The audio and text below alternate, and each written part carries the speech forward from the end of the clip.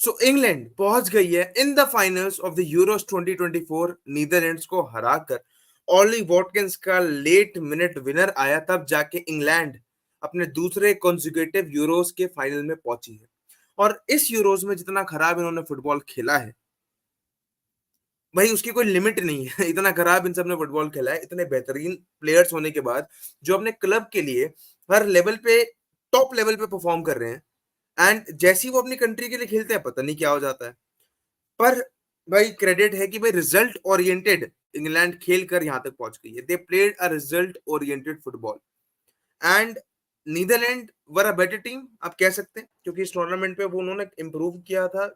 अगर हम देखें तो 3-0 से इन्होंने लास्ट मैच जीता था अपना, and they were playing good even in this match.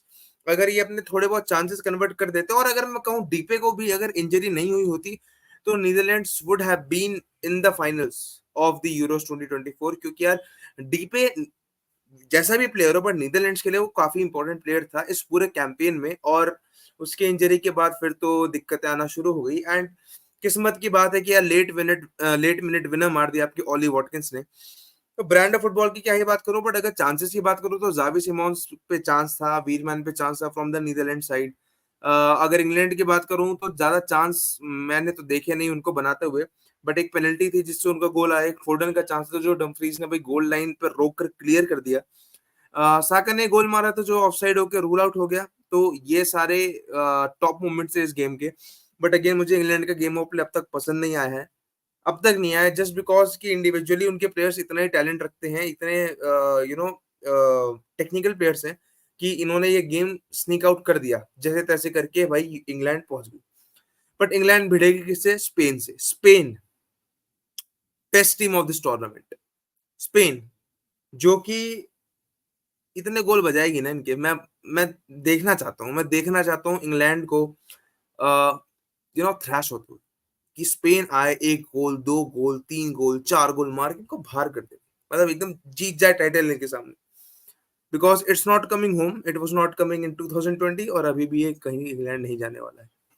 और अगर मैं अगले टूर्नामेंट की बात करूं जो सुबह सुबह चलता है, कोपा अमेरिका, तो भाई वहां पे कोलंबिया वर्सेस उरुग्वे का मैच था।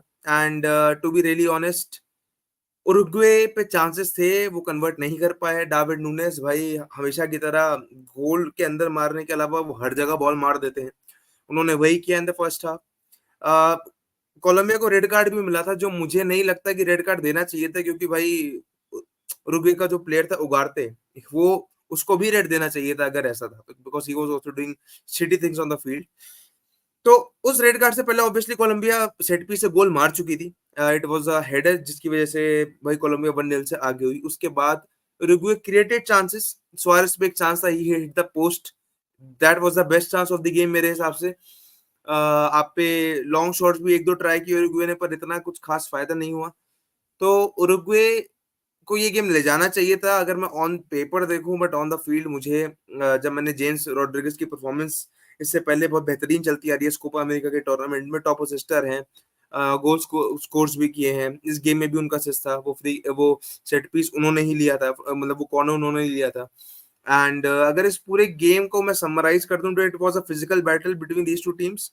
एंड कोलंबिया भाई टिकी रही अंत तक। एंड एंड के जो 2 से 3 मिनट में चांसेस बने थे कोलंबिया के लिए, जहां दे कुड हैव स्कोर्ड 1 गोल और वो गेम पूरा खत्म ही हो जाता, पर वहां भी वो स्कोर नहीं कर पाए।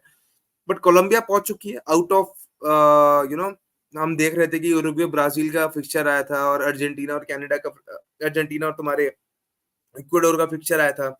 उस टाइम पे भी थॉट किया या तो उरुग्वे अर्जेंटीना का होगा या ब्राजील अर्जेंटीना का होगा, बट उरुग्वे और ब्राजील दोनों ही बाहर हो गई। ब्राजील को उरुग्वे ने बाहर किया और उरुग्वे को आपकी कोलंबिया ने बाहर किया। एंड अगर मैं सच्ची बोलूं तो अर्जेंटीना इस टूर्नामेंट की बेस्ट टीम नहीं रही है, उनकी भी इंडिविजुअल क्वालिटी की वजह से वो अब तक की है। हाँ, दे played a good football, they were defensively solid, इस चीज की पूरी वो है, क्रेडिट्स है। सबसे खराब गेम अर्जेंटीना का इक्वाडोर वाला था, जो वो जैसे तैसे करके सरवाइव किए, वहां चांसेस भी इतना नहीं बने थे। Last game was better but it was Canada, ठीक है।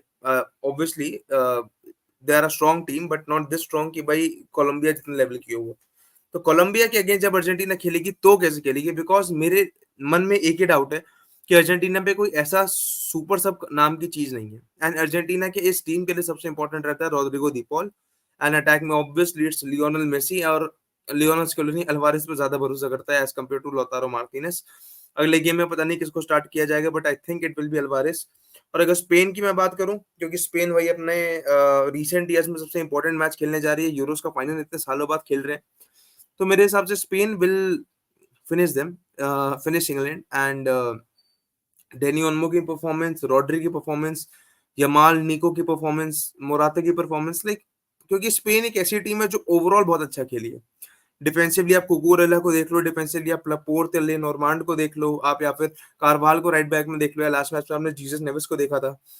तो ये टीम काफी बेहतरीन टीम है स्पेन की, एंड मैं इनको हारता हुआ तो नहीं देखना चाहूंगा, एंड ये हारेंगे भी नहीं। यहाँ पे कोई भी गोल स्कोर कर कर मैच का मोमेंटम चेंज कर सकता है, चाहे वो रॉड्री हो, चाहे वो फैबियन रुइज हो, चाहे वो डेनी ओल्मो हो, चाहे वो आपकी निको विलियम्स हो, चाहे वो आपका लमीन यमाल हो, चाहे वो आपका अल्वारो मोराटा हो। Any of these six players can change the course of the game किसी भी समय। Even कार्वाहाल has scored in this Euros 2024। सो कोई भी बंदा स्कोर कर सकता है स्पेन की तरफ से। इंग्लैंड की तरफ से हैरी केन तो स्कोर नहीं करेगा। एंड ऑब्वियसली केन कर्स को हमको नहीं भूलना चाहिए, जो सबसे इंपॉर्टेंट फैक्टर रहता है हर गेम के लिए। एक और फाइनल इंग्लैंड हारने वाली है, ऐसा मैं उम्मीद करता हूँ, because I love Spain. Spain ने टूर्नामेंट जिस तरीके से खेला है, कोई उसके आसपास भी नहीं रही है। कोई हल्का सा भी हाथ में फटक रही थी तो वो जर्मनी थी, उनको खुद स्पेन ने बाहर कर दिया, फ्रांस को स्पेन ने बाहर कर दिया। एंड इंग्लैंड किसको बाहर करके आ रही है, सिर्फ एक बड़ी टीम को। तो यू ऑलरेडी नो कि कौन जीतना डिजर्व करता है। एंड देखते हैं क्या होता है। Just it will be Argentina versus Spain in the Finalissima, जो होगा आपके पता नहीं कौन से महीने में होगा, बट फिनलिजिमा में अगर अर्जेंटीना वर्सेस आपके इंग्लैंड हुआ तो भाई मजा ही आ जाएगा। सॉरी, अर्जेंटीना वर्सेस स्पेन हुआ तो मजा ही आ जाएगा, ठीक है। एंड ये होगा शायद जून में होगा, क्योंकि लास्ट ईयर जून में ही रखा गया था, तो कुछ महीने बाद ये रखा जाएगा। तो देखते हैं कैसा ये दोनों टीम्स खेलकर अगर ये टूर्नामेंट जीत जाए अपने रिस्पेक्टिव, तो इन दोनों के मैचेस देखने में भी काफी मजा आएगा। Because Spain after long due एक बड़ा ड्रॉट आया था, उसके बाद ये टूर्नामेंट में वो फाइनल्स में पहुंची है। तो इस टीम के लिए बहुत इंपॉर्टेंट होगा। लुइस एनरिके फील्ड ईयर इतना अच्छा कोई रिजल्ट नहीं निकाल पाए वो। एंड अभी नेशंस लीग जीते थे, ऑब्वियसली उसको इतनी प्रायोरिटी नहीं दी जाती है, मैं भी नहीं दूंगा, but they won Nations League last year ही शायद। एंड अब ये यूरोस के कैंपेन में भाई फाइनल में पहुंच गए हैं। And if I look into Argentina, तो भाई अर्जेंटीना तो भाई कोपा अमेरिका जीत गई है, वर्ल्ड कप जीत गई है, अभी और कोपा अमेरिका जीत जाएगी। So let's see what will happen, but I believe कि Argentina and Spain are the deserving winners of their respective competitions, and these two teams deserve to play against each other in the finalissima, which will be at Wembley if I'm not wrong. तब तक के लिए see you until next time.